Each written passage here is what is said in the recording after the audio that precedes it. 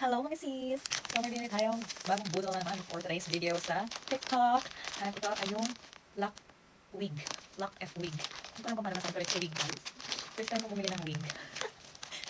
I'm so excited. Nagamitin ko ito sa birthday ni Sisi. And it's 30 inches. Look at that guys. Ito yung pangarap kong buhok guys. Curl. But ang dami ko nababasa ng mga review and nakikita ko maganda daw itong wig na to. Yan so as you can see, double guys yung kagaya niya. Naka-bubble wrap to kanina.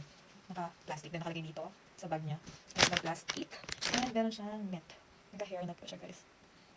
So ayan. Oh my god. Ang binili ko guys ay yung brown with wait lang, tingnan natin yung ito yung net niya. Ang binili ko guys ay yung brown with highlights.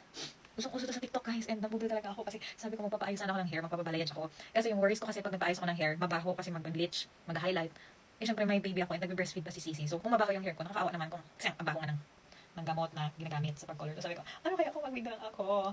So yun siya guys. Meron na siyang clip. I-clip nyo lang siya guys. That's why I put my hair like this. Yung English na kaya inangat ko yung hair ko guys kasi i-clip lang natin to. And so excited na siya. So wait lang guys ha. Wait, ang page na. Wait lang. So, ayan. Kilagay na yun dyan. And kanina guys, I opened na this hair. And natulog ako. Hindi ko siya tinulog syempre. Pero sabi nila, hindi ka na makatulog. Ang ganda niya kasi. Like, grabe yung volume niya. Yung mga nakikita kong gantong wig, guys, kunti lang yung volume niya. Like, yung mismong hair is manipis, kaya halatang wig. This one, guys, hindi siya halatang wig. And then I think I'll just put something like that. Ang ganda ko na siya. Ang ganda, guys. Oh my god. Ganda yung pangarap kong buhok. Pero, every time kasi na, hindi ako nakapahaba ng buhok kasi talagang pinag-init ko palagi yung buhok ko. Kung hindi kulay, gupet, kung ano-ano curl. Pero, hindi pa ako ever nakakapa-straight guys kasi I don't like straight. Like, hindi ko siya prefer kasi tamad akong magsukulay. Ayan, guys. I'll show you. My hair, guys.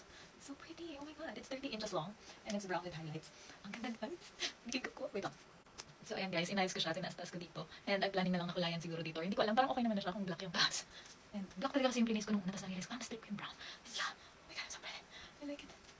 Look at the back. Ang ganda, guys. OMG. I like the hair. So ganda. Nakakabuti talaga siya. So, pumuli na marami. 400 pesos lang to guys sa TikTok. And sabi ni Kapit ito sa akin kanina. And kung magpapabalayage kasi nasa 2 to 3K I think ang magagastos. Ito, maganda hindi mo nang papakulay ng hair. May kulay na siya ah. Hindi siya matanggal.